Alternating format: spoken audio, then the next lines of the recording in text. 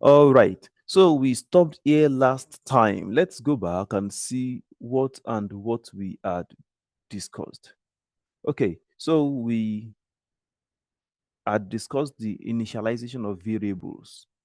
We said that we can create a variable without initializing it, but we need to initialize variables before we can use them. So let me give you a nice reminder of what we did. So um, where is my programming environment? Um,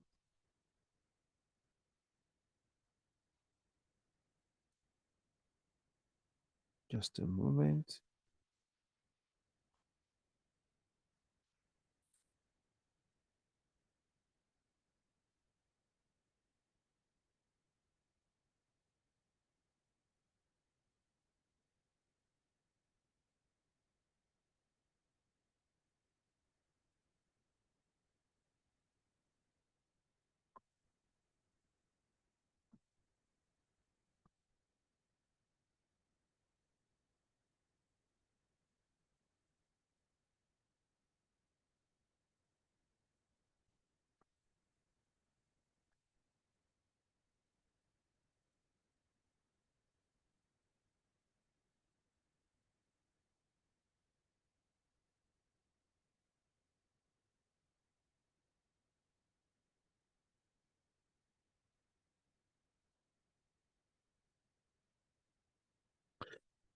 Okay, so I guess you can see my screen now. So here is what we were saying. We were saying that we can create a variable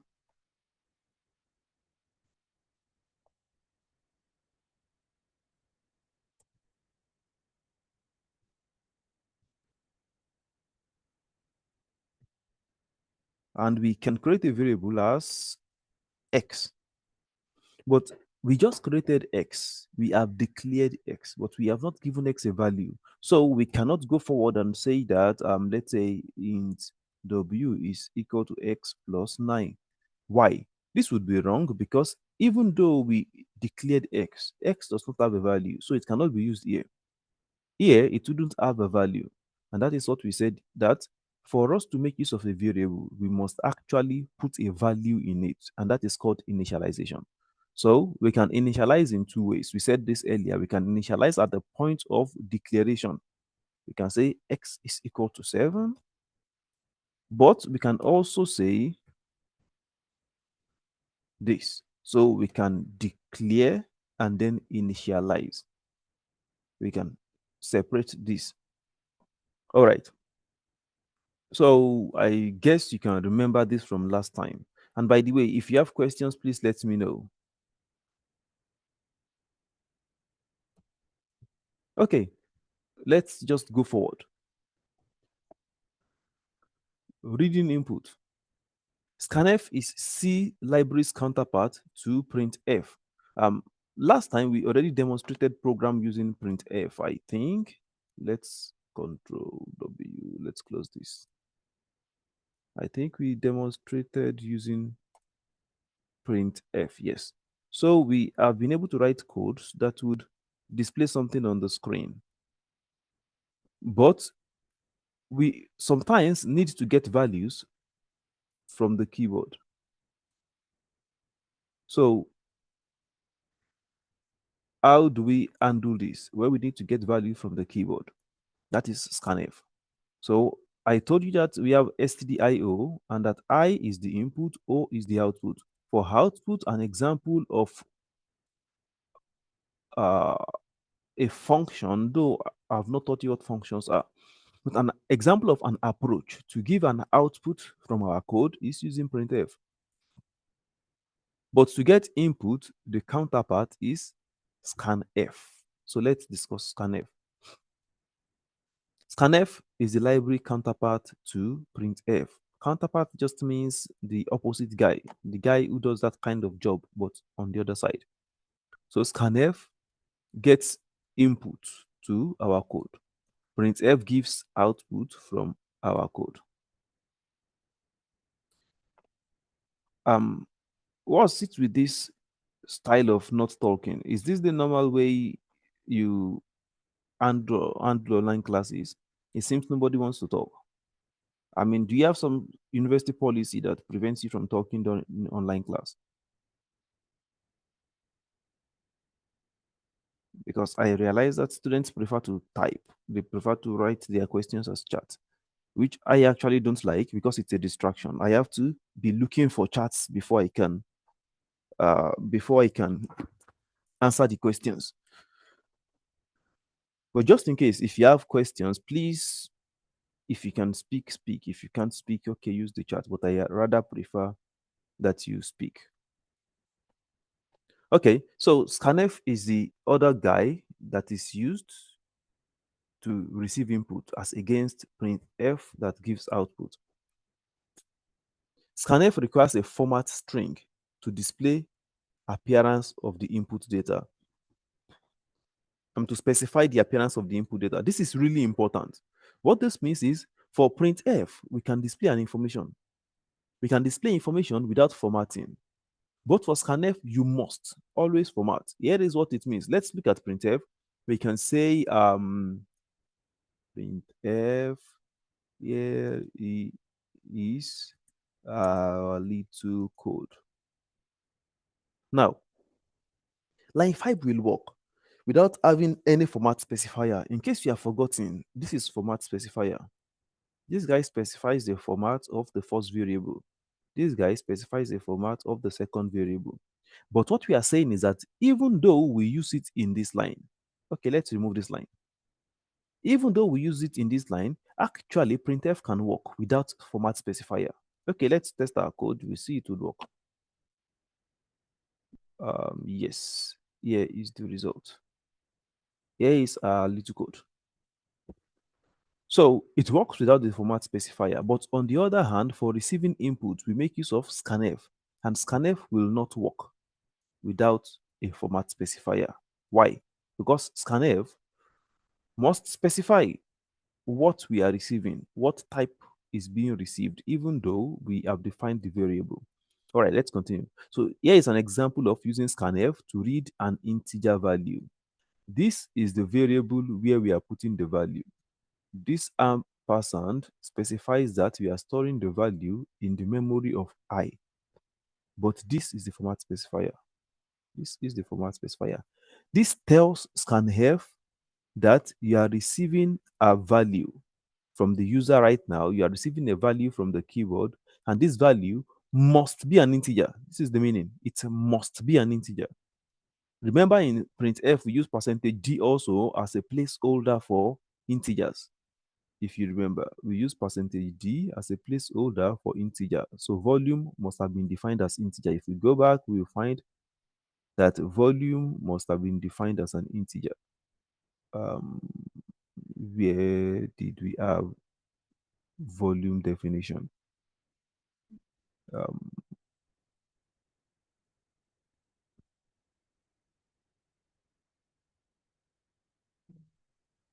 Okay, somehow we can't find the definition of volume, which I expect to exist somewhere.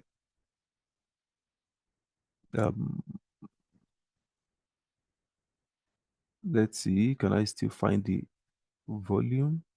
Yes, here is volume. So volume has been defined as an integer. And that's why we can use %d for volume.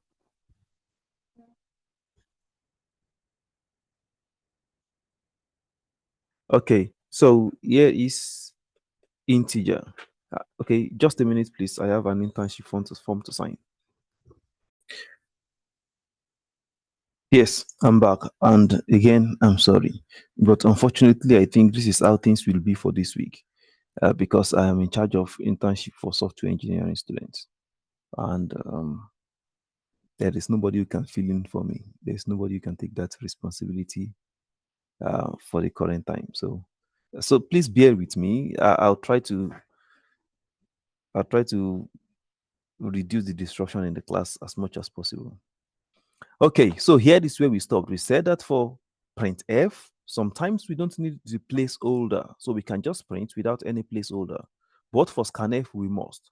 So this placeholder, which must always be in string quotes, this is important. Let's clear this screen so we can start all over. So this %g is a placeholder or format specifier for I. And we said that I must have been defined as an integer, not a double, not a float. It must be an integer because it is receiving an integer. This must be in quotes.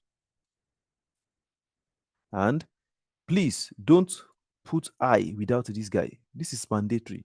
What this means is you can't have access to variable I, but we can find the address of I in memory. So what we are saying here is that get a value from the keyboard, which is an integer, and push it into the address of I. This is the meaning of this ampersand. All right. So this is the idea. Whenever you are dealing with variables and scanf, you must put ampersand.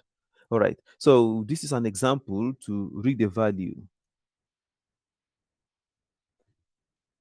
The ampersand symbol is usually required when using scanf. So the ampersand symbol is usually required. Not always, because we will get to arrays. In arrays, it is not required. Reading a float value requires a slightly different call. Okay, if you are trying to get the float value, the difference is you specify F instead of D, and the variable defined must be a float. This is really important. So %f tells scanf to look for an input value as a float, which must be a float.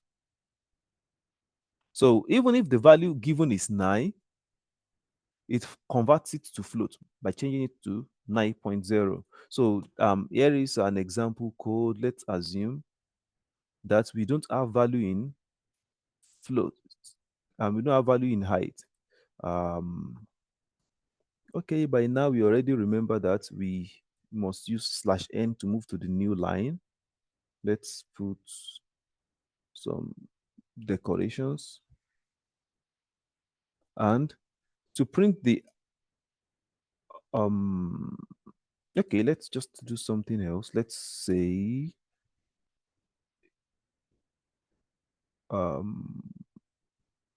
float area. All right, so we can then say, oh, let's just place the value area is equal to height times length. So before we can make that calculation, we must at least have the value of height and length. So yes, what are we to do now? We want to get the value of height. Scanf percentage. What are we getting now? Float. So we are getting the height, comma. Then we say we are putting it in height. But remember, with scanf, you must specify memory, not specify variable. So to specify memory, you must put ampersand. This is mandatory for variables. Okay, next, we scanf %d, and we specify that we are storing in length. Great. So now we got length, we got height, and we have used the appropriate placeholders to store them. Let's run our code. Let's say the area is equal to, area certainly should be a float since we are multiplying a float and an integer. Area, yes, let's make it 3f. All right, so here is our code. Now it's blinking. Okay, why is it blinking? It's blinking because the code cannot continue without receiving input from us. So it is asking for, it's on line 6 now. It's asking for height. So let's say height is 5.32114. Now it's asking for length. It's on line 7 now. Let's say length is 8.8. So area will be computed as the multiplication of height and length. But observe, I gave 8.8 as length, even though length is an integer variable. So what happens? It removes the 0.8. It deletes the 0.8. So the answer is 5.32114 times 8, not times 8.8. Okay, let's try to verify that with a manual calculator so you can understand what just happened. So this is 5.32114 times 8.8. The answer will be different from this. So the answer is 46.8. Why? Because 8.8, even though we provided a float, we are storing it inside an integer. The length variable is an integer variable. So it is not possible to store a floating point inside an integer variable space. So automatically, it cuts it from 8.8 to 8.0. So 5.32114 times 8.0. Or okay, actually, it's an integer. There's no need for point. Times 8 gives us the answer we have. Any question?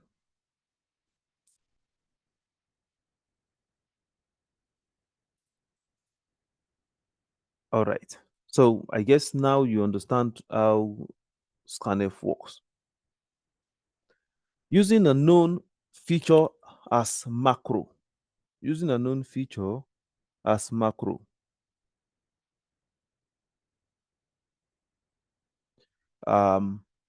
Sometimes we have values that we want to use in our code. These values, we don't want them to be variables. Example, things that do not change, constants. If you know constants, you don't want it to change. So let's say we need a code that would include the, let's say, salary. And we know probably the salary doesn't change or something like that. Instead of writing it as int salary is equal to 100, which is a variable, we can actually write it as a constant. So to write a constant, we write hash define, let's say, salary 200. So this way, we have defined a variable, a constant called salary with the value of 200. Nothing can change salary. If you try somewhere in your code to say something like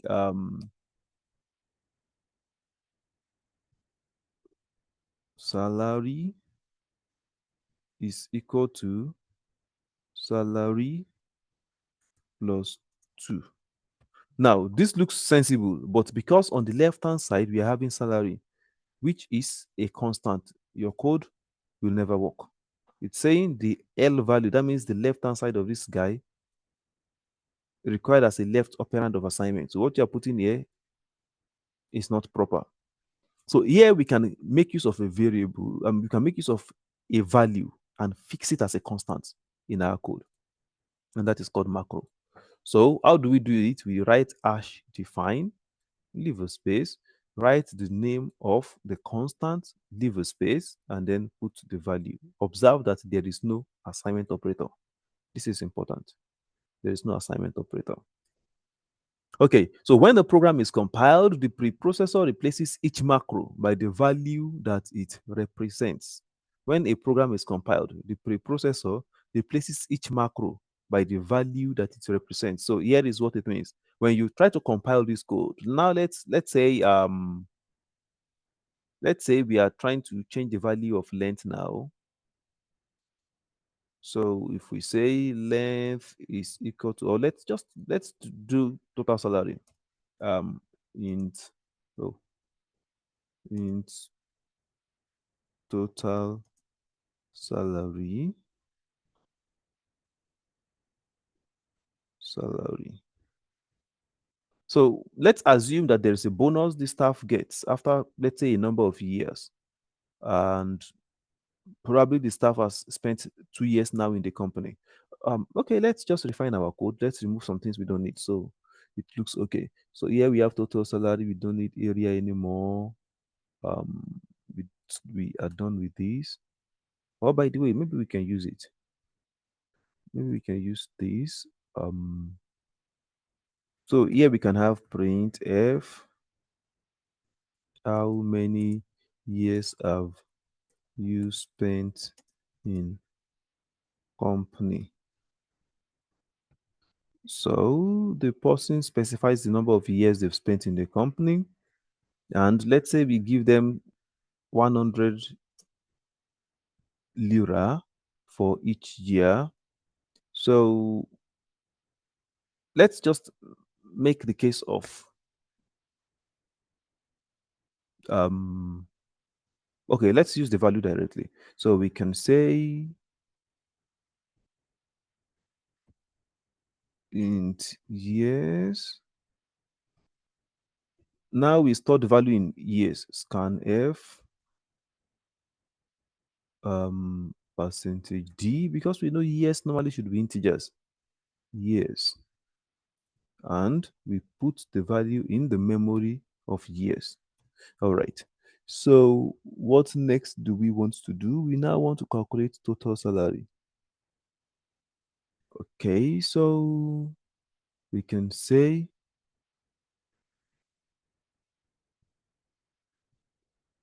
total salary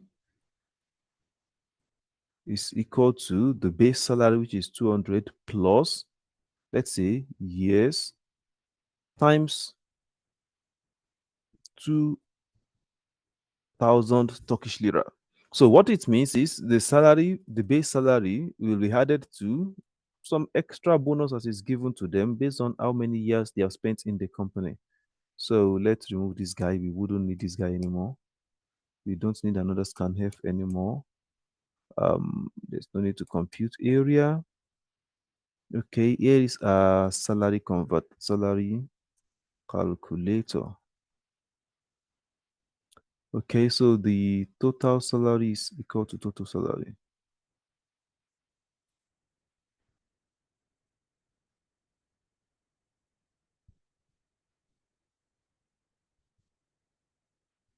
Yes. So what is going on? We have years, salary is an integer. We multiply salary as with an integer, and we have percentage 3f. Okay, it's a floating point to print total salary, which is an integer. We will have a problem. Yes.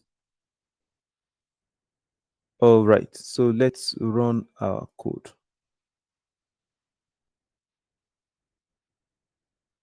Yes. So how many years have you spent in company? Let's say 4 years. So here is your salary calculator. Okay, our salary calculator. The salary is 8,200 Turkish lira. So 4 times 2,000. This is 8,000. The base salary is 200. 200 plus 8,000 gives us the total salary of 8,200. So we see how we can make use of macros. We call them macros. You see how we can make use of macros in our code. They provide values that must not be changed, values that cannot be changed, and values that can be used in our code. All right. So when a program is compiled, the preprocessor replaces each macro by the value it represents. So what this means is that when I click this button, compile and run, here is a representation of this macro. So the preprocessor takes 200 and puts it here to replace salary. That's just the meaning.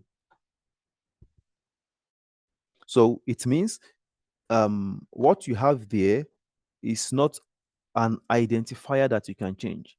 What you have here actually during compilation is just 200, and that is why you cannot have salary here. You cannot put this at this side of the assignment operator. So you can't have something like this, which we did before. You can't have something like this.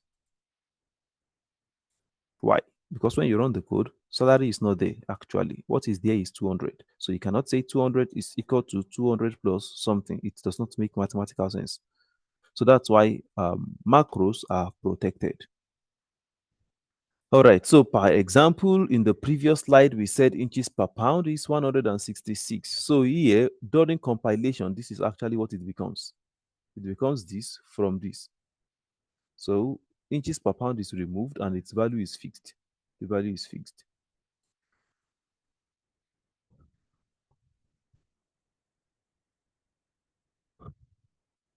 Now we've seen macro as a fixed value, as a fixed constant, or let's say as a fixed literal. We've seen it as a fixed literal like this, but actually it can be the result of an expression. So here is an example of that. We are defining a macro, but that macro is going to be the evaluation of this expression. So when 1 is divided by 3.14159, the result of it is going to be the value of this macro that is defined here, this constant. Now, observe that if it contains operators like divide, you must put the expression inside of parentheses. This is important. So if you looked at my code and you look at the example of macro that we have on the screen, you will realize that they are all capitals. Now, it is not compulsory. It is not compulsory. But this is just the idea in programming that if you use uppercase letters everywhere in your code, you can easily identify when you are making use of a macro and when you are not. Any question?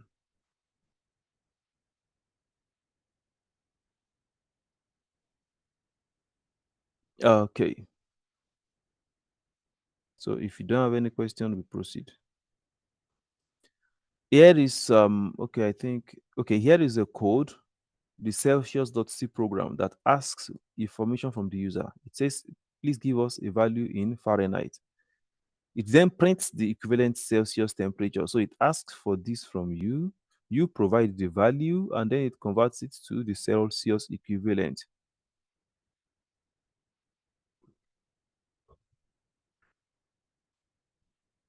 Now, since we have to make a conversion, we can fix values that we know normally do not change. If you want to convert from Fahrenheit to Celsius, the value is fixed. The computation formula is fixed. There is no point writing it as a variable. And that's why we use macros for them. Again, please observe, for the libraries, we use include. For macros, we use define. Okay, so here is what the code does. It sets a variable for Fahrenheit, sets a variable for float. Then it asks you to provide Fahrenheit. Now, observe that Fahrenheit is of floating point type. So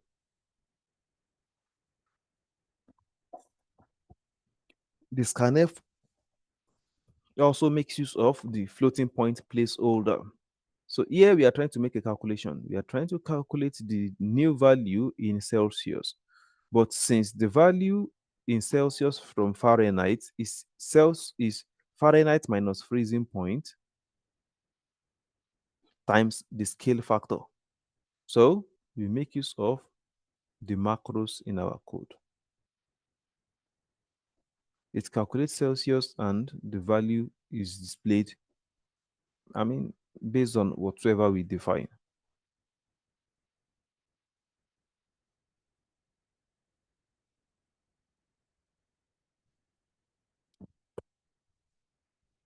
Okay, defining scale factor as 5.0f and 9.0f is important instead of 5/9.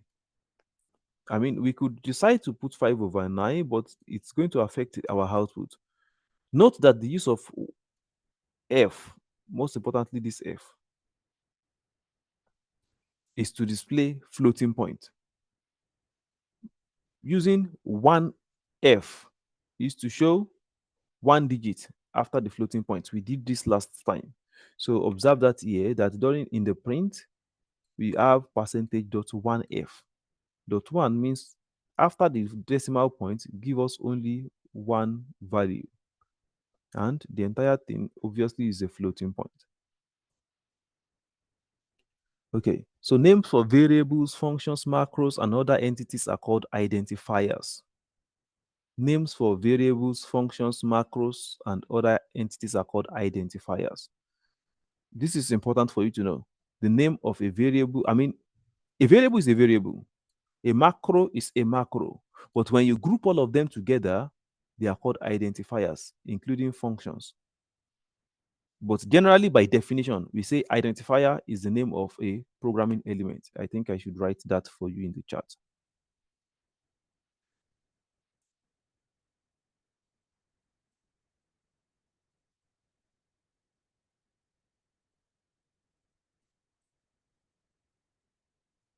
So I just wrote that to you in the chat. So an identifier may contain letters. Okay, so this is the general rule for defining of variables for the name of a function or whatsoever. Since they are all identifiers, so this is the general rule that determines how you can decide an identifier. Now, they may contain letters A to Z or capital A to Z. They may contain digits 0 to 9. They may contain underscore, this, but must begin with a letter or underscore, but they cannot begin with a digit. So your variable cannot be this. Now, if you remove 10, this variable is fine because it starts with a letter. If you put the 10 at the back, if it is times 10, it is fine. It's going to work. But if you put 10 in front, that means it is starting with digits. This is illegal. Next is it can contain underscore, but it actually cannot contain this. This is not underscore. It can contain this, but it must not contain this. Why? Because this is minus operator. This is not underscore. This is minus operator. So if you wrote this in your code, what the compiler also would think is that you are trying to say, I should subtract next from get, and then from the result, I should subtract char. So since you don't have a variable called char, you don't have a variable called next, your code is going to crash immediately. So it's important that you understand all of these policies, that also you cannot put space in an identifier. So you cannot say my x is equal to 4. The code will not work. Why? Because it will see my as an element. It will see x as a different element. So it's going to be wondering, what actually are you doing? So if you want it to be my x, then it's best you put underscore, or you write them together as my x. This is important. You can't put a space. You can't start with a digit. You can't start with, okay, you can't start with a number of other special characters. Let's just forget about that. Just stick to this idea that A to Z, 0 to 9, and underscore.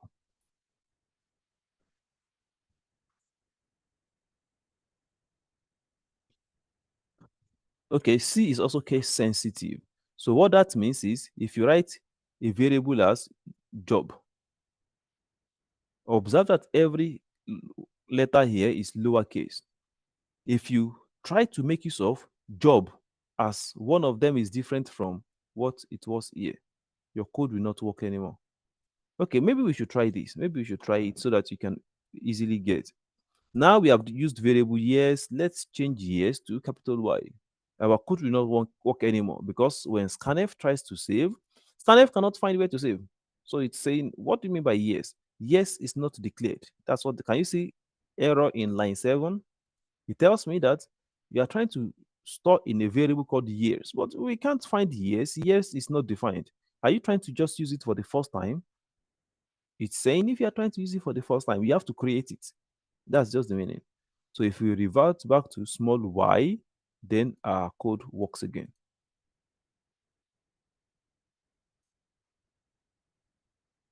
All right.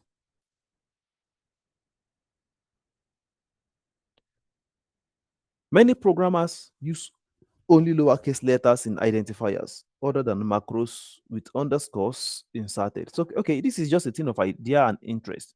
If you like, you can write everything as lowercase and separate them with underscore.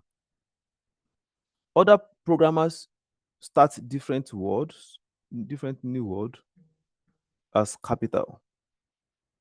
In fact, some start the first and every new word as capital. It doesn't essentially matter as long as you're not violating the rules here.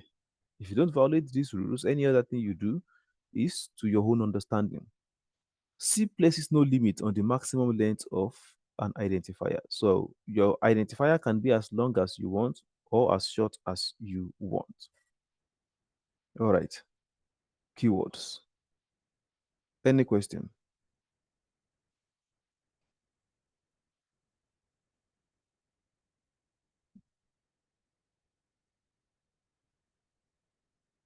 Any question?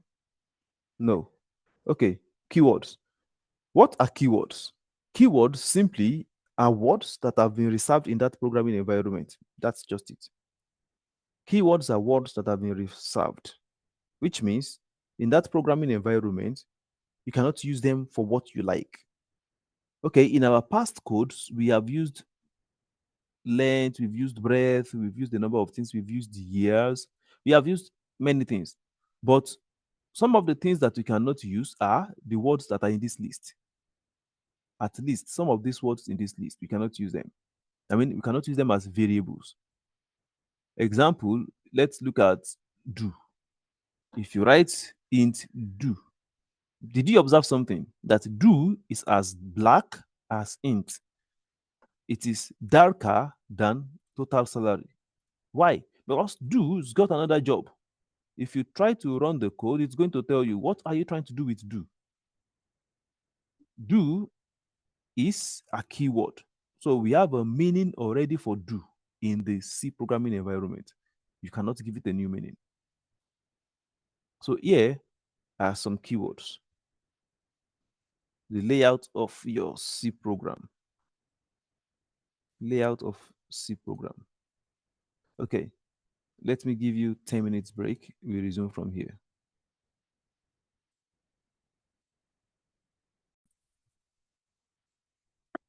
All right. So we are back. Layout of a C program. The amount of space between tokens isn't usually critical. Now, what are tokens? Tokens are individual words in a programming environment.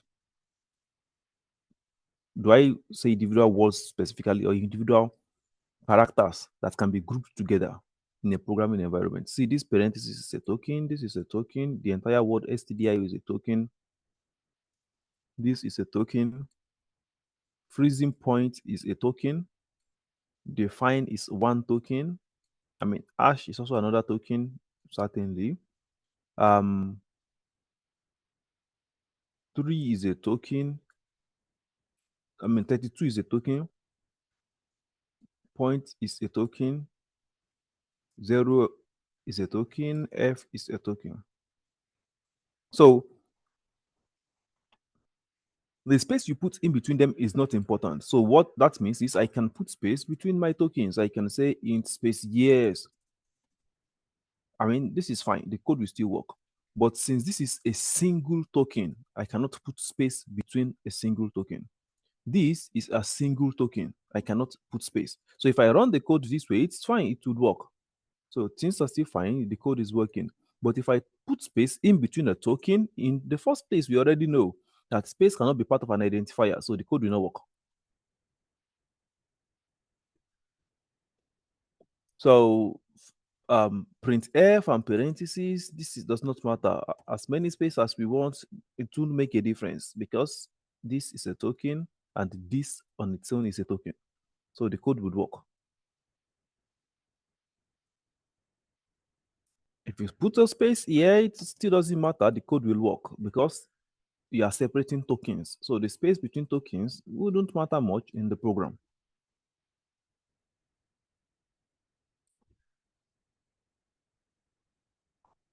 So at one extreme, you can put all your tokens together. The only problem is that it will be difficult to read. So it would cause things to cram up like this. But the whole program can't be put on one line. I believe you already know that because these guys already demand one line each. These two cannot be on a single line, they must be on separate lines.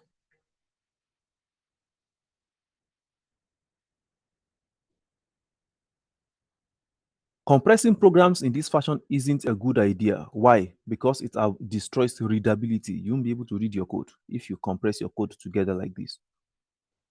Observe. From void, we move floats and everything to the same line. This is not a problem, it would work. I mean, if we do something like this, if I do something like this, it doesn't matter. The code will work.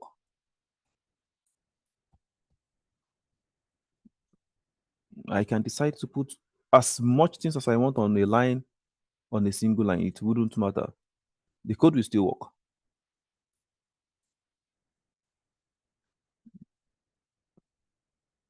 But you just cannot destroy a single token. You cannot space a token out.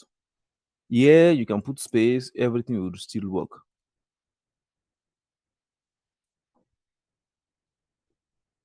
All right. In fact, adding space, putting blank lines will actually make your code to be readable.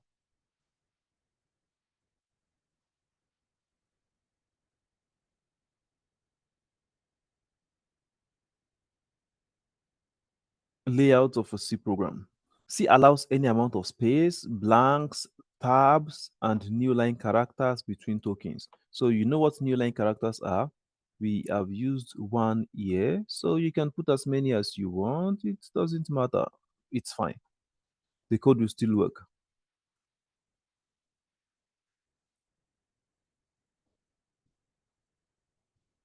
Consequence for program layout. Statements can be divided over any number of lines. That's fine. Space between tokens, such as before and after each operator, after comma, makes it easier for the highs to separate them. So if you put space in your token, it makes it easier to identify. See, here I put a space, here I put a space. And at the same time, I could remove the space. It doesn't matter. The code will still work. But the general idea is that put spaces after tokens so that you can visually, with your eyes, see that they are different.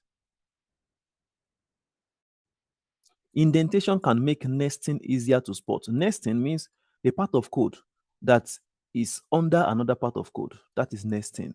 So let's look at this. Let's try to separate things. Let's put them on separate lines. Now, this is the first level of nesting. Can you see that there's an indent here? There's indent here. There's indent here. So what are we doing? We are trying to say that all this code belong to main, that they belong to main. So we have put them in such a way that with our eyes, we can easily identify that they belong to main. So if we say int x is equal to 0, let's just define x. Let's not initialize it. Again, we can have something like this. For x is equal to 0, x is less than 10, x plus plus. Just forget about this. You don't need to really think much about what it is. Print f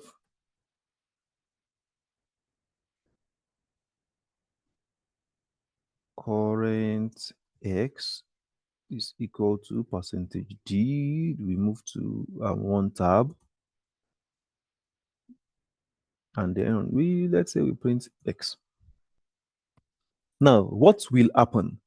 We get the value of x to be 0. We check that x is not greater than 10. We increase x, and every time we do this to x, we print the value of x as an integer here, and we put a tab. Okay, this is pretty simple. But here is what I want you to observe, that this for and this entire expression, they are in this main. So they form a single line with main. But printf is not directly under main. Printf is directly under for, and that is why we have another extra indent. So this is what we are saying, that it's good to indent your code. So visually, you will be able to identify which part of the code does this guy belong to. So indentation can make nesting easier to spot. Blank lines can divide the program into logical units.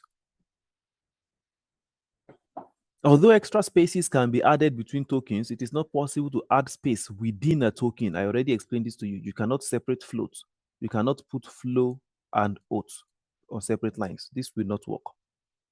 It's a bad idea, a very bad idea.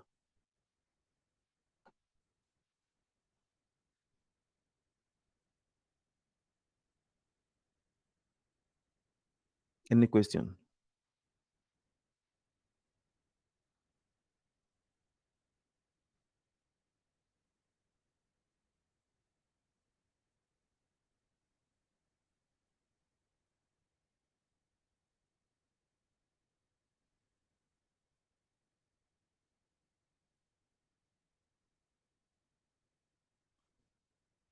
Okay, we continue in that case. Putting a space inside a string literal is allowed, although it changes the meaning of the string. So if you have a string like this, oh, okay, this is not good. Let me explain this from the code. What it means is if you put space within a string, it's fine. Okay, let's run our code before we do that. Here is our code. Everything looks fine, looks normal. But if we put space here, when the code gives its output, then the space also will be reflected in the output. This is just the meaning. In strings, strings are taken exactly as they are. So if you modify the string, you are going to really modify the output. Now, putting a new line character in a string, that is, splitting it over two lines, is illegal. So if you have a string between the opening and the closing, they must continue on one line. You cannot split them over separate lines. So something like this. You cannot decide to move this guy to the next line. Clearly, you have seen that there's a change in color. It means the compiler cannot understand what this part means. So you need to put them on the same line. All right. So this is the end of this. If I had known that this chapter would be stopping in 3 slides, I would have probably finished it before the break. So let's move to the next chapter now. The printf function must be supplied with a format string, followed by any values that are to be inserted into the string during printing. Okay, this is just the idea. No matter what you want to do with the printf function. By the way, if you don't know, this guy is called a function. Functions have their names and then they are followed by parentheses. There could be something in the parentheses or nothing in the parentheses. It is different from the case of for. For is a very different case. I mean, in for, there is no semicolon at the end, so it is not a function. It's not a statement actually. This is a compound statement. But for print, it's a straight function. It ends in semicolon. I mean, when you are using it. So generally, this is how we identify a function. A function. This is generally how a function, what a function looks like. It has a name.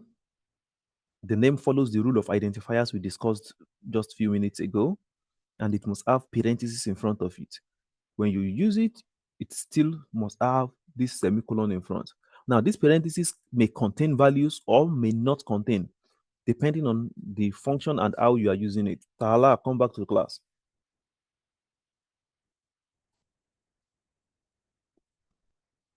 So, no matter what you want to do with the printf function, the first value in the parentheses must be a string. This is not negotiable. It must be a string. If you want to print the value of a variable, you must still first start with a string. You must have this code. Why? Because you cannot print a variable without putting the placeholder. And the placeholder is a string. It must always be in the string code. So this is really important. So observe, we must have string first. This guy is the guy with quotes. We must have a string first, and then any number of variables you want to display inside of that string. So actually, it is the string that displays. Now, the format string, which is this guy, may contain both ordinary characters like we are happy, we are in class, Tala likes to chat, something like this. It can be inside of this string and conversion specifications, like the example we just saw here. Here we have normal string, and then we have conversion specification, and also we have escape sequence. Okay, so conversion specifications begin with percentage character. Percentage D is for integer, percentage F is for float, percentage I, we have a number of them. Okay, so ordinary characters in a format string are printed as they appear in the string. So if you print in a print statement, these two are ordinary characters. So they would appear exactly as they are. These three are ordinary characters. So they appear exactly as they are. These three again are ordinary characters, and they will appear exactly as they are, and so on like that. Now, let's change our color so it can be easy to identify things. This is a format specifier or conversion specification. This is a conversion specification. This is a conversion specification. And finally, this guy is a conversion specification. One more thing, we have the escape sequence. So this is escape sequence. Observe, we have dealt with the string. Let's use color yellow now if we can. So we have dealt with the string part of the print statement. After that, we just have variables, and the variables go to their positions. So I comes to the first one, J goes to the second one. Again, I'm deliberately saying second one so that you can know that the first conversion specifier would automatically receive the value of the first variable. This is automatic. X goes to specifier for this, and then Y goes to the specifier here. This is just the idea. So the conversion specifications are replaced. What does this mean? It means percentage D is replaced with the value of I. So again, ordinary strings are printed exactly as they are, the ones in red. The conversion specifications are replaced with the variables they are specifying, and the escape sequence just does its print job.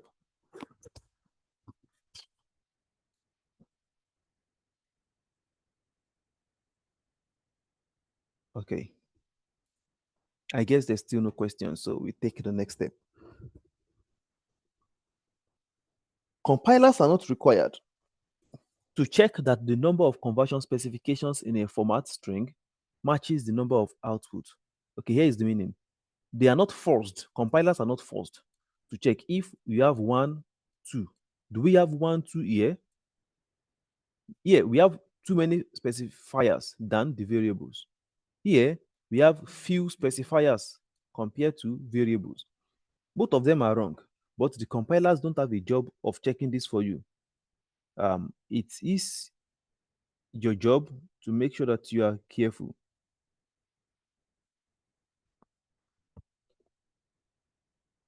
Compiler also are not required to check that the conversion specification is the right one. So if you are trying to print an integer variable and you specify a floating point for it, your code is going to give you a wrong answer. I mean, it's going to just print nonsense on the screen. It won't crash because the compiler doesn't have a job to check for you. If X is a float, but you put a placeholder or a conversion specifier of an integer there, No problem. Your code will just print nonsense for you. Okay, let's try that. Let's try that. How many years have you spent in the company? Let's test our code again. The other time I think we said 4. Now let's say 2. Oh, we have many things. Okay, okay. We had this X of a thing, and then we have salary. Um, I don't like how this looks on the screen. Let's adjust it.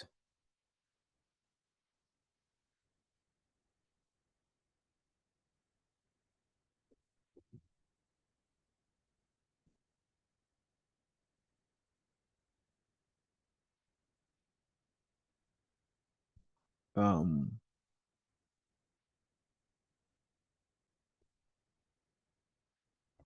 if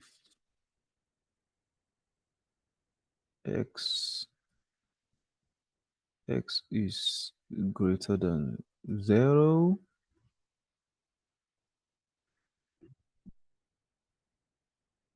um,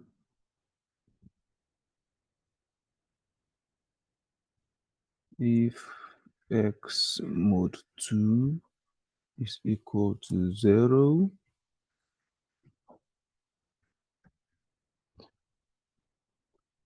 print f, move to a new line. I think this is important. This would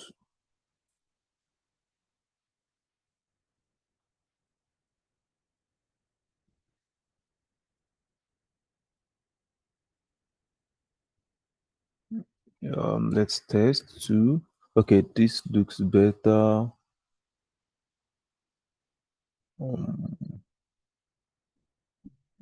Okay, this looks better.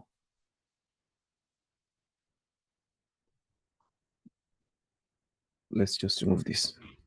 I think it's better this way. Let's start from 1. This way would be nicer. Okay, we spent 2 years. Okay, now things look easier to understand.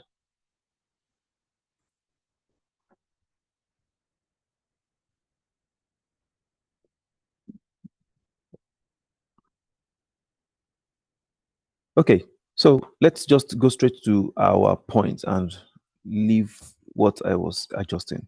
Now, total salary is an integer. Why? Because we define it as an integer here. And this is the appropriate placeholder to display it. Let's display it as a floating point and see what would happen. Um,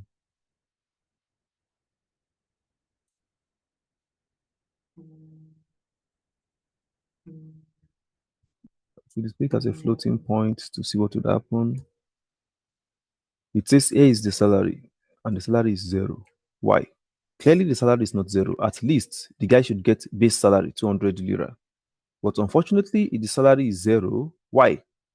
Because we are using a wrong format specifier, and the policy says that if we use a wrong format specifier, we should expect to see any kind of result. It says it will produce meaningless output. Okay, just a minute. So if you use a wrong specifier, this is what would happen. You'd get a meaningless result.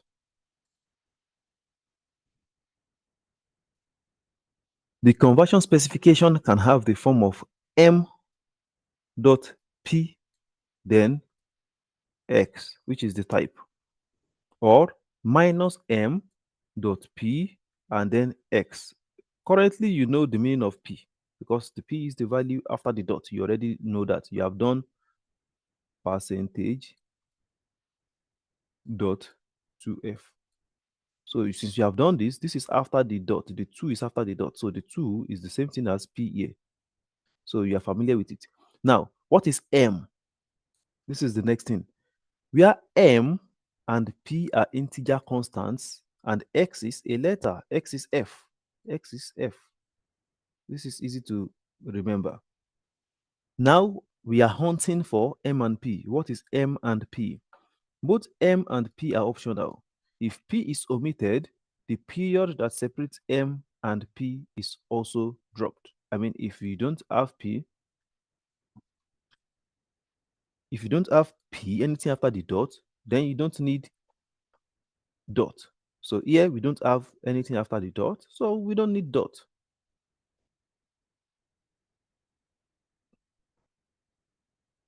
In the conversion specification, one percentage 10.2f means that, okay, let's first say m is 10, p is 2. Okay, we already know that.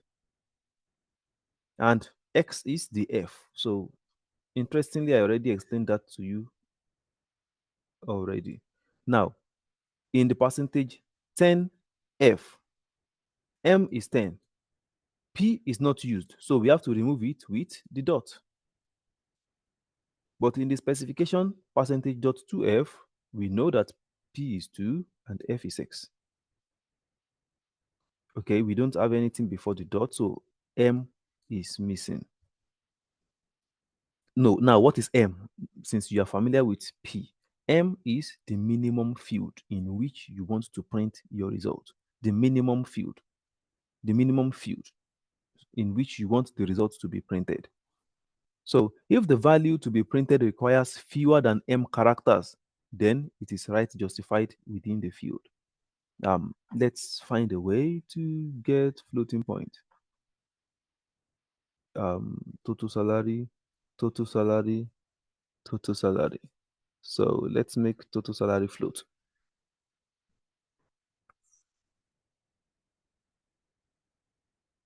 Right.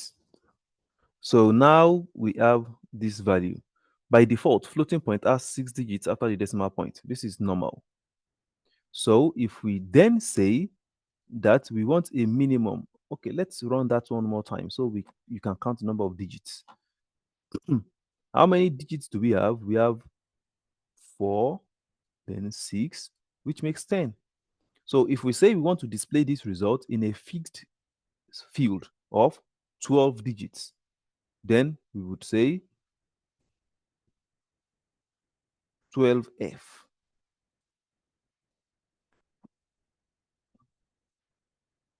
So in a field of minimum of 12 digits,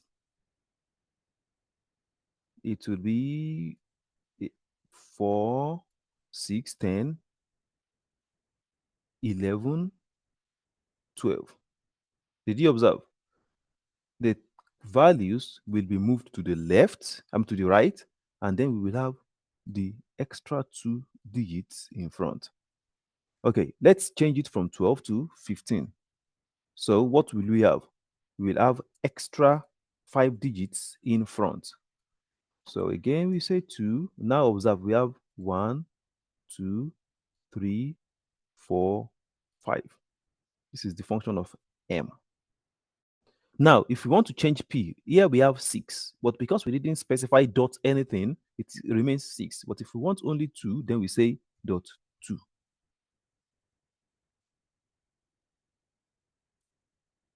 Okay, let's say 2 years again. Now observe dot 1, 2. We have the number of spaces we need in the front, and we have 2 at the back. I hope you understand that. Let's continue. So if the value to be printed is actually larger than m, then what happens? It forgets about our m and increases it by its own self. Okay. Before that, let's do the opposite. If we put minus, observe, if we put minus 15f instead of 15f, if we put minus 15f, what would happen? It will put the remaining space which was in front before. It will move the space to the back. So this is what would happen. With minus, the space comes to the back. All right, let's run our code again. So the space comes to the back. The front is empty. By the way, this space here must be in the code. After the equal to in salary, there is a space. So this space here is this. I mean, if I remove this, the code will not have space here anymore. This space will disappear. Let's run the code again. If I say 2, then the space disappears. So this space is not about our format specifier. It is just a string space. So the extra spaces have been moved to this place, and they are even difficult to find because normally there's character everywhere on the screen. All right. The meaning of the precision P depends on the choice of X, the conversion specifier. The D specifier is used to display an integer in decimal form. Okay, so P indicates the minimum number of digits to display, so you can add extra zeros if we need. If P is omitted, it is assumed to be 1. Okay, here is a program that uses printf to display integers and floating point numbers in various formats. Okay, we've discussed this before, the escape sequence. We said that /n is the new line escape sequence. It helps us to move to a new line. We have /a for alarm, /b, /n, and /t. So here is how we use escape sequence in the string. Item /t means you put a tab. Unit /t means you put another tab. Purchase /n means you move to next line, new line. And then you have a tab. So when you move to the new line, you put one tab again.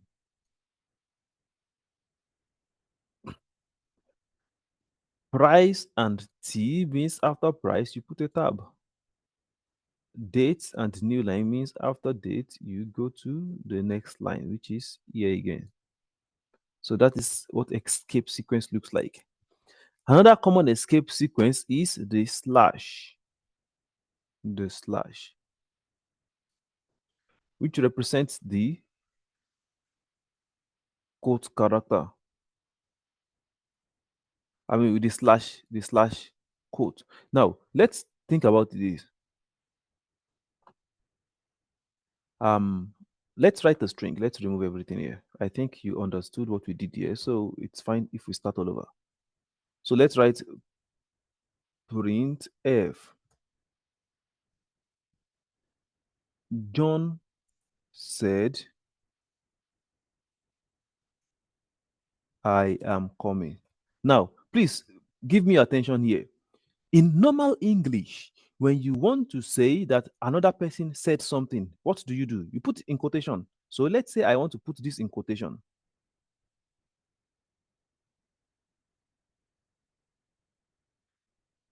Let's say I put this in quotation. Have you observed that there's a problem? Now, this quotation is meant for this guy. This quotation is meant to close this guy. This quotation is meant to close everybody. But the compiler cannot understand what is going on.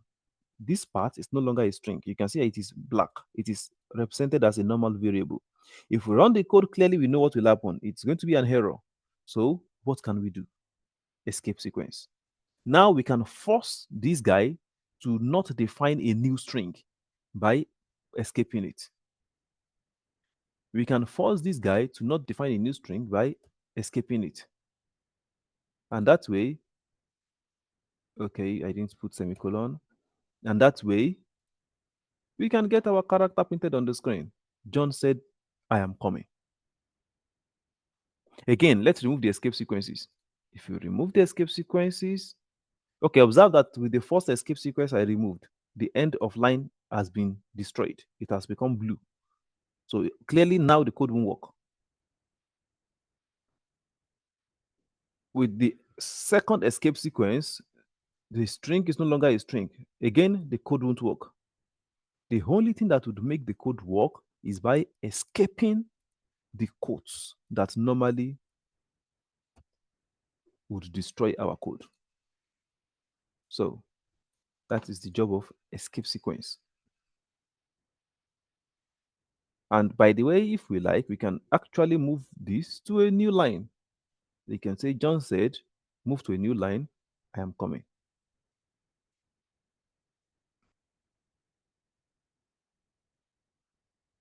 All right. So again, if you want to print a slash, normally you'd have a problem with printf. But if you want to print a slash, you can put two slashes together. What is happening? The first slash is going to be escaping the second slash. So the second slash will print on the screen. Scanf reads input according to a particular format. Scanf reads the input according to a particular format. A scanf format string may contain both ordinary characters and conversion specifications. The conversions allowed with scanf are essentially the same as those used with printf. Okay, we already discussed scanf to details earlier. So we said if we want to receive values, all the values must have their placeholders. And again, we said you don't receive into I, you receive into the memory location of I. So you must put this ampersand for every variable. You must put this ampersand. It's not negotiable.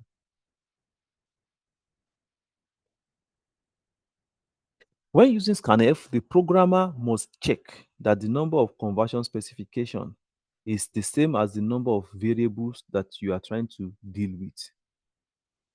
Also, the ampersand symbol, which normally precedes each variable in a scanf, this ampersand is usually required, and it is your job as a programmer to remember to put the ampersand and not to forget it. Now, again, we said it is not always, or not always, but it is usually required. It is not always, because we have instances where we don't need it. And an example is with arrays.